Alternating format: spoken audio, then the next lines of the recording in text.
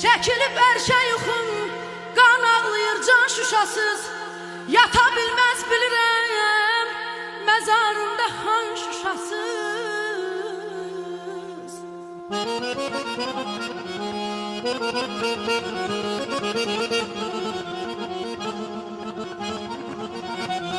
Seyidin naləsini eşitməyən eybin ama ağardım saçlarını, anamız reyhan şuşasız.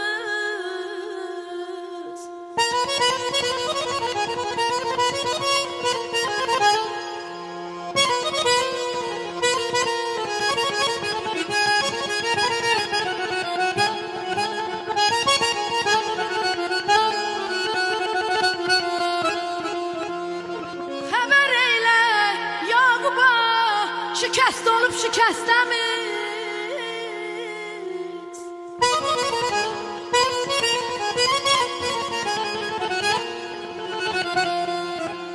Xəbər eylə Yaquba, şikəst olub şikəstəmiz. Səxavətin məzarına çökübdür duman şuşası.